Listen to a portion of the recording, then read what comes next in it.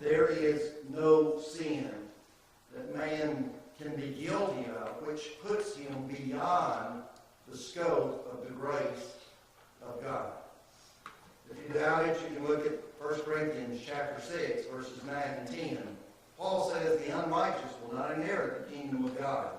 And he continues, be not deceived, neither fornicators, nor idolaters, nor adulterers, nor effeminate, nor abusers of themselves with mankind, that is, homosexuals, nor revelers, nor extortioners, nor drunkards will inherit the kingdom of God.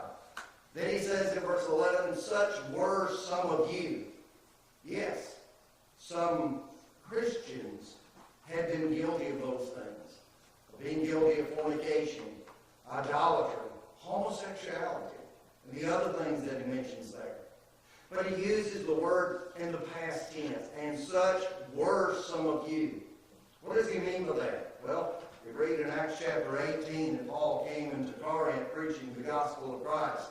We read in verse 8 that many of the Corinthians hearing believed and were baptized. They heard the gospel. They heard the saving message of God. They responded to it. They were baptized into Christ for the remission of their sins, whatever those sins may have been. And all of those sins were washed away by the blood of Christ. What do you see in that? You see hope. Hope. So it makes no difference what I may be guilty of in the past. There is hope because of the love of God, because of the mercy of God, because of the grace of God. We're going to talk about that for a few moments this evening. We're going to be looking at some reminders of the hope that we have, examples that we find in both the Old and the New Testament. We're going to look at three of them, examples that give us hope. Let's look at the first one, Abraham. Anyone who is even vaguely familiar with the Scriptures, especially the Old Testament Scriptures, will recognize the name Abraham. And when you think about Abraham, and when you read about him, one of the things that stands out above anything and everything else is the faith that Abraham had. You might think of the faith that he had in Genesis 22 when he was offering Isaac. But let me tell you something. He didn't always have that strong of a faith. We read God's promise to him, this great man, in Genesis chapter 12 and verse 3. He said, in thy seed all families of the earth will be blessed. Now there you have the first mention of the promise, of the fact that all families, all nations of the earth would be blessed because of the seed that would come through the lineage of Abraham. And what a great promise it was. And God repeated it to him. And it was ultimately going to be fulfilled in Jesus Christ. Well, that's Genesis 12 and verse 3. Now you keep reading. You read the narrative of some of the events in Abraham's life. And in verse 7 of that same chapter, you have God giving to Abram the land promise. I will give this land unto your seed. And so again, you have a promise made to Abraham. And Abraham believes that promise. And he has a deep and abiding trust in God. God had told him in Genesis 12 and verse 1, I want you to leave your home. I want you to leave your homeland, your kindred. And I want you to go to a place that I will show you. Now, as you begin reading about Abram, this is the first instance where we are able to see of his faith. And so Abram left his home. He took Sarai, his wife, and he left home. And he had no idea where he was going. He had an implicit faith and trust in God, that God would show him where he needed to go. So he left home. Well, as he is sojourning, as he is traveling, his travels are going to take him into Egypt, as we read in verse 10 of that same chapter. Well, as he is traveling into Egypt, we see that almost immediately he begins having some concerns that demonstrate somewhat of a lack of faith, somewhat of a lack of trust in God. And surely, if God has already made the promise to him that through his seed all nations of the earth would be blessed, God was going to care for him. God would take care of him. And even through God's providential guidance, Abram would have everything that he needed, and God would be watching over him. But as he and Sarai are traveling into Egypt, he tells Sarai that I want you to say to those with whom they come into contact, which ultimately would be Pharaoh, I want you to say that you are my sister. Well, he was concerned that people, that men would look upon Sarai and of course see that she was a beautiful woman, and they would kill Abram and take her. And so here you have the lie. I want you to say that you're my sister. Well, you continue reading over the next few verses, and you find that Pharaoh learns the truth, the fact that she is his wife. God is plaguing his house because he's taken her into his house. And Pharaoh becomes very upset because of that. And so he tells Abram, I want you to leave. I want you to take everything that you've got, everything that you own, and leave here. And so he does so.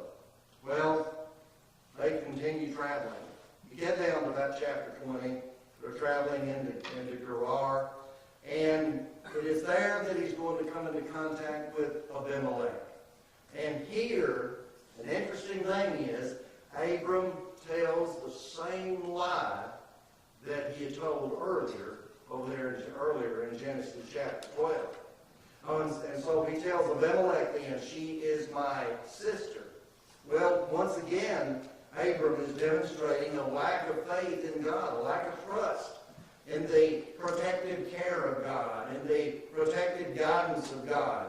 And so he says, she is my sister. And again, it causes trouble for Abimelech because he takes her, and so you continue reading, and you read the narrative, and of course she's restored to Abram. But there you have, again, a lack of trust in God. Now, in Genesis chapter 12, Abram needed a second chance, didn't he?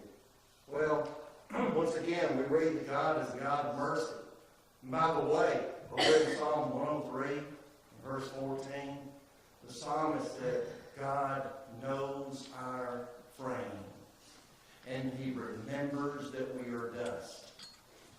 God takes great delight in being merciful to man. And so he did on this occasion.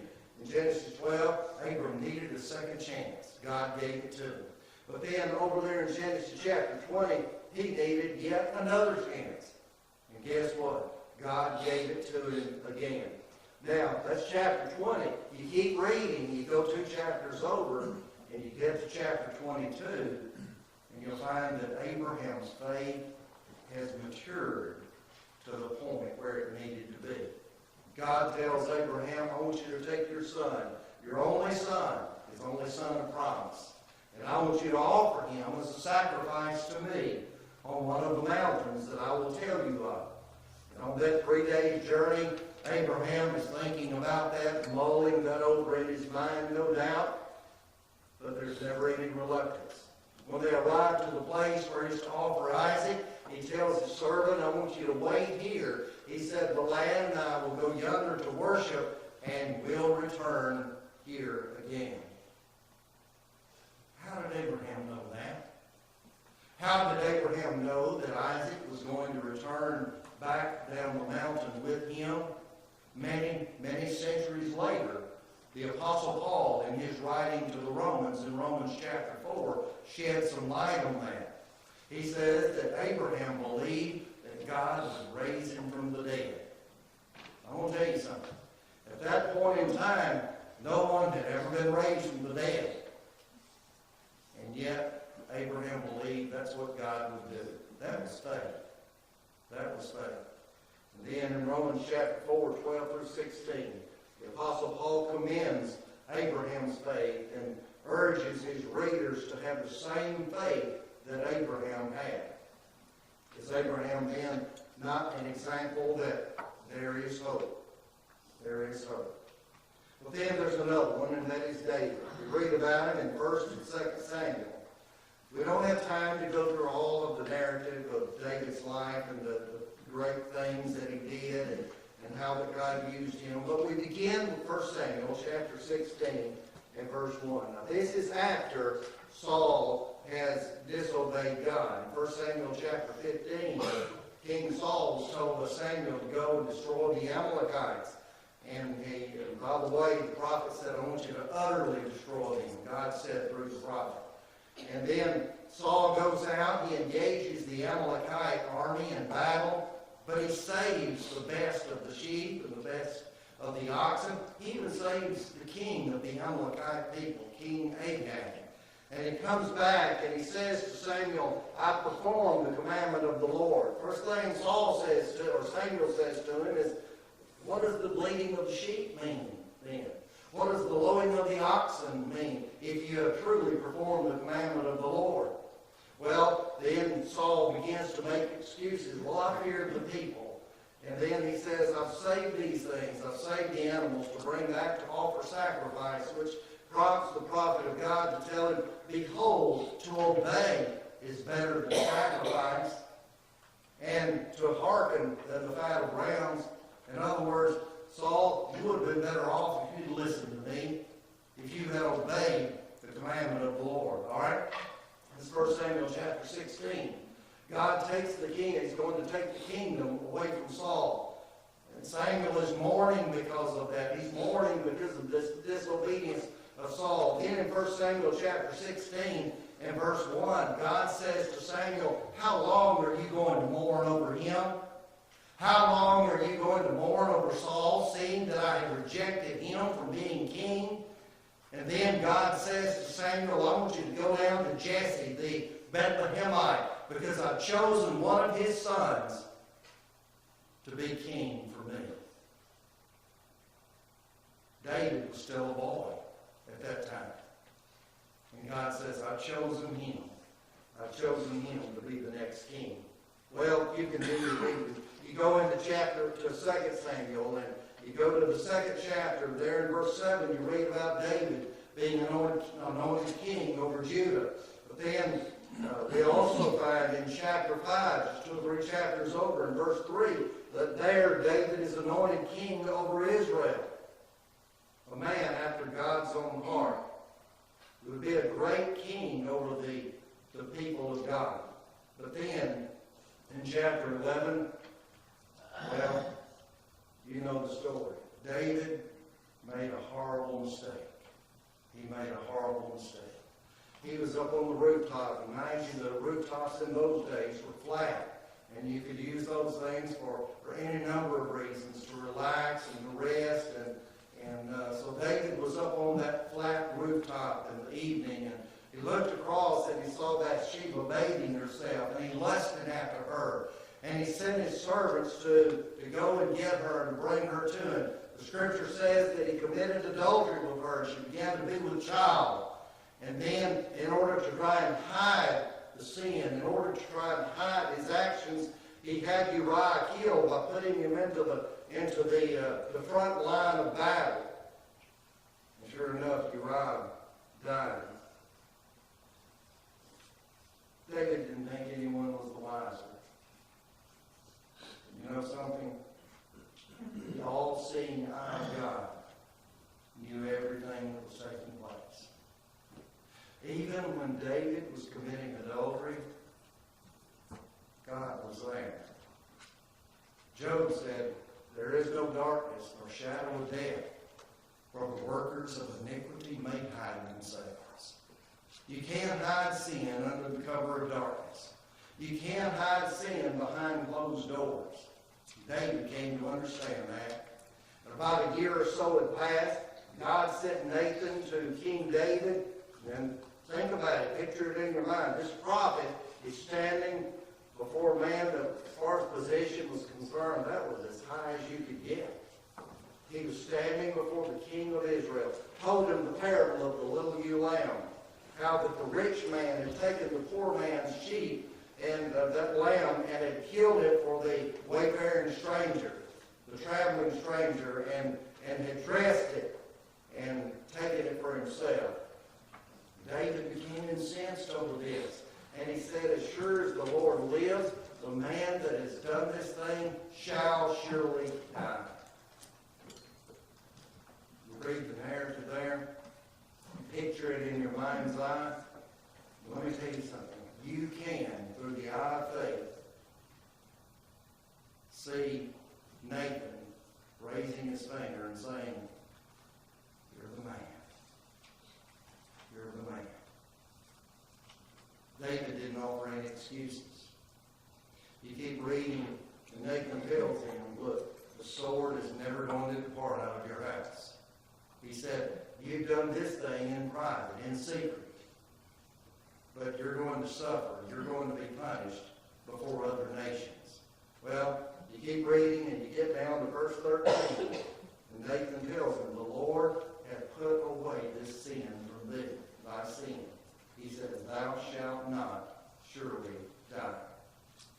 David needed another chance. He was going to suffer because of his sin, but God was merciful to him. That tells us there's hope.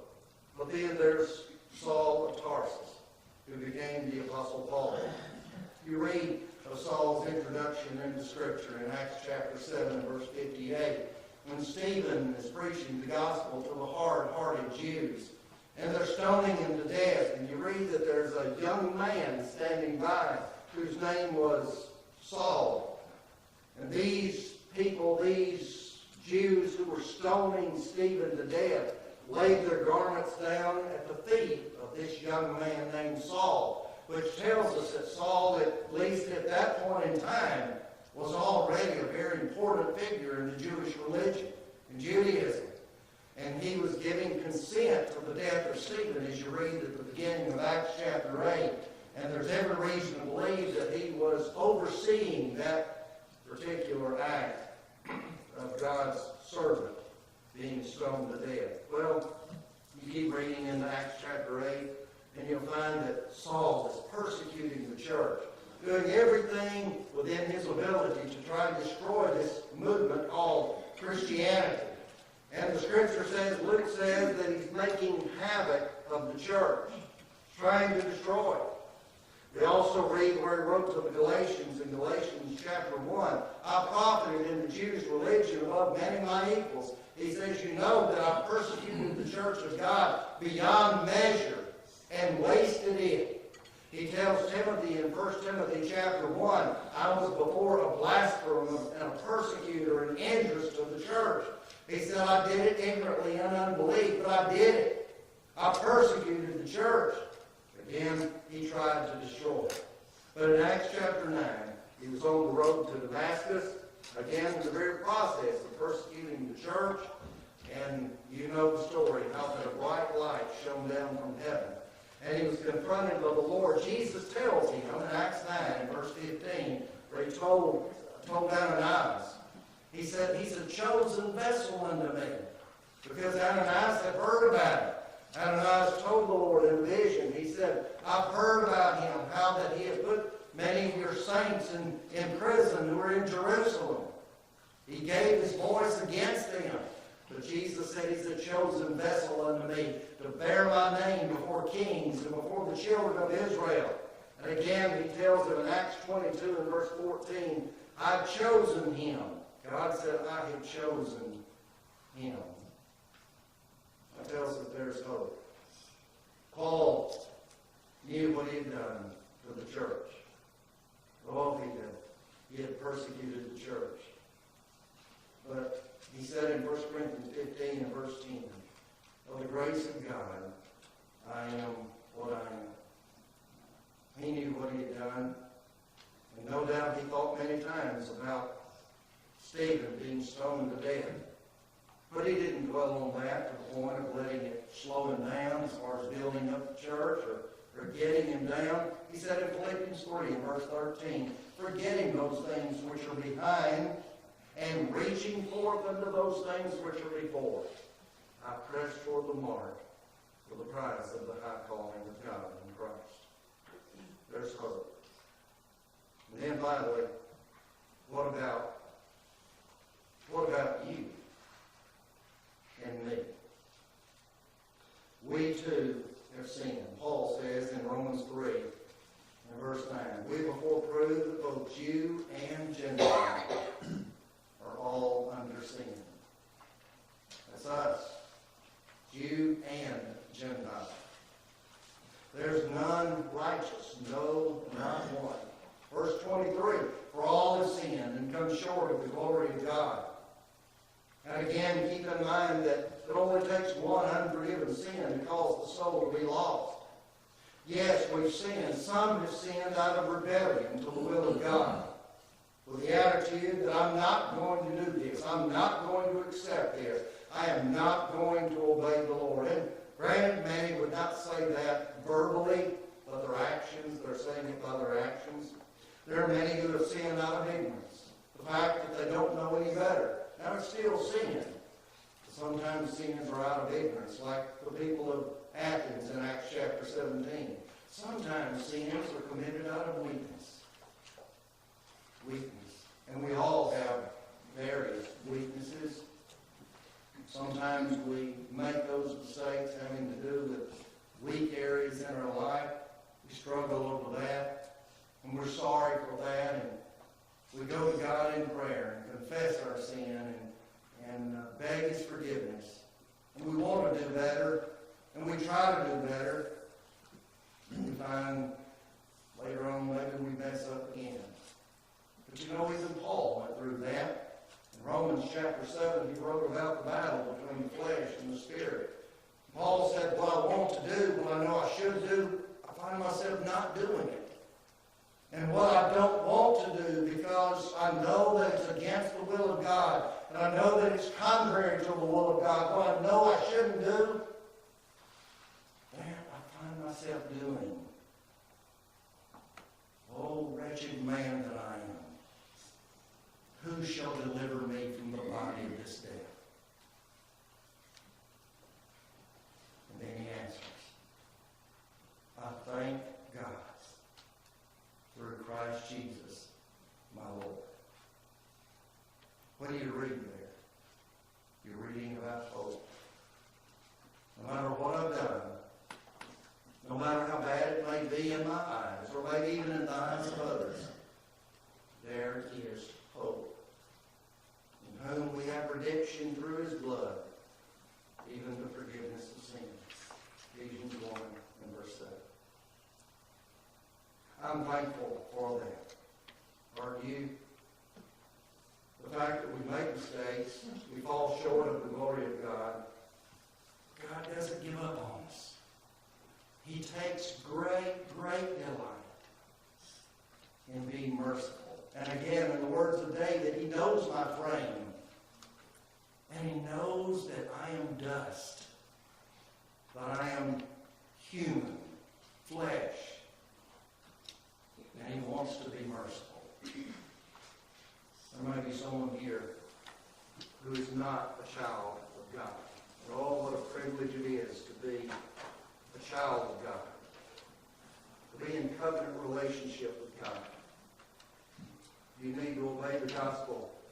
Paul writes about how you do it in Galatians 3, 26 and 27. You're all the children of God by faith in Christ. For as many of you as have been baptized into Christ have put on Christ. Galatians 3, 26 and 27. If you strayed away, you need to come back home to the Lord. And we encourage you to do that through repentance and prayer. And as we're striving to the very best of our ability to be what the Lord wants us to be, to do what the Lord wants us to do, make sure that we always have 1 John 1 and verse 9 committed to memory. If we confess our sins, He is faithful and just to forgive us and to cleanse us from all unrighteousness. A man doubted one time the fact that he could be forgiven. You've got to look at 1 John 1 and verse